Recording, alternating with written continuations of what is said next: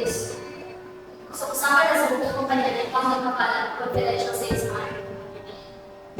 Ma'am, hindi ko ito kaya gawin! Baka sila lang ako kung fake news ko to! Kung fake news yan, send ka for anything in between, wala ka lang sira